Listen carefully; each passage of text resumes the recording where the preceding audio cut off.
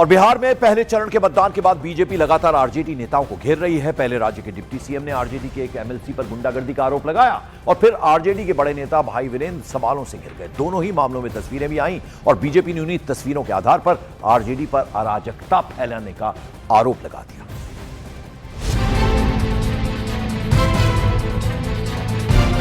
ये दोनों तस्वीरें बिहार में पहले चरण के मतदान के दिन की हैं।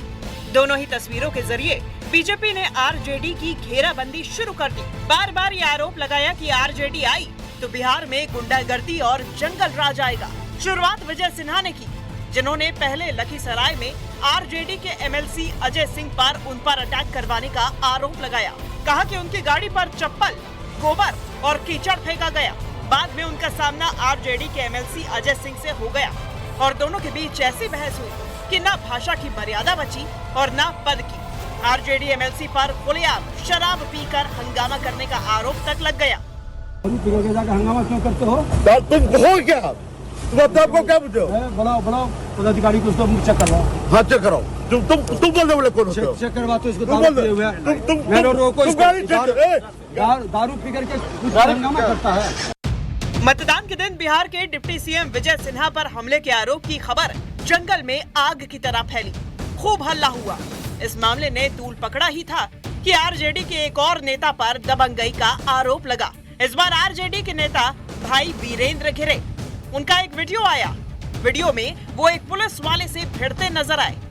यहाँ तक कि बहस करते करते उन्होंने पुलिस वाले को उसका काम करने से रोकने की कोशिश की। उसके हाथ से कागज ही छीन लिया। यहीं उन्होंने बार बार पुलिस वाले की जाति बोलते हुए उसे डांटा।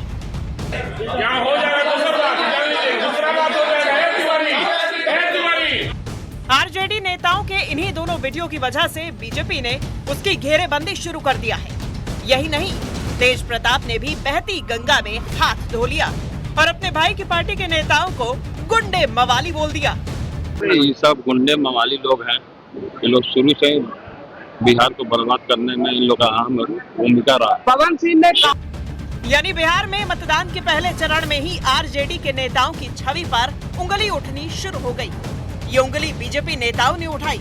कुछ घटनाओं ने आग में घी डालने का काम किया। इससे पहले भी बीजेपी के बड़े नेताओं ने आरजेडी पर इसी तरह के सवाल खड़े किए थे। कभी कट्टे वाली रणनीति का इस्तेमाल किया गया था तो कभी तेजस्वी की पार्टी को रंगदारी और जंगल राज वाली पार्टी बताकर उसे चारों खाने चित्त करने की कोशिश की गई थी। और मतदान के पहले चरण में भी यही मुद्दे छाए रहे, जिस पर जमकर सियासत हुई। इस बीच बिहार की चुनावी रैली में आज प्रधानमंत्री नरेंद्र मोदी ने फिर से आरजेडी पर कट्टा कल्चर का आरोप लगा दिया। पीएम मोदी ने कहा कि कट्टा कल्चर को बढ़ावा देने वाले लोग नौकरी के बदले जमीन लिखवा लेते हैं। जंगल राज वालों के पास हर वो चीज है जो निवेश और नौकरी के लिए खतरा है। ये जंगल राज वालों का खतरा है। ये अभी से बच्चों तक को रंगदार बनाने की बातें कर रहे हैं, खुलेआम कर रहे हैं। ये लोग खुली घोषणा कर रहे हैं कि भैया की सरकार आएगी तो कट्टा, दूनाली, फिरौती, रंगदारी यही सब चलेगा। और इसलिए आपको इन लोगों से बहुत सतर्क रहना है। आपके सामने आरजेडी कांग्रेस का ट्रैक रिकॉर्ड भी है। ये वो लोग हैं जो बिहार के युवाओं से नौकरी के बदले जमीन लिखवा लेते हैं। आपको नौकरी चाहिए तो आपका खेत मेरे परिवार के नाम पर कर दो। ये खेल चला, अदालत ने भी माना और आज ये जमानत पर बैठे हुए हैं। जांच एजेंसियां इनकी जांच कर रही है। ये जंगल राज वाले जमानत पर चल रहे हैं। ये आरजेडी कांग्रेस वाले बिहार के युवाओं को कभी भी नौकरी नहीं दे सकते।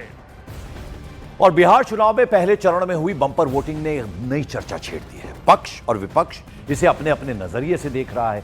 कोई चेंज यानी बदलाव का दावा कर रहा है तो कोई इसे 2/3 बहुमत का संकेत यानी इंडिकेशन बता रहा है। बिहार में सेकंड फेज की जो वोटिंग हुई इसमें पिछले 75 ईयर्स 75 साल का रिकॉर्ड टूट गया। पिछले 75 साल में इतनी बम्पर वोटिंग कभी नहीं हुई।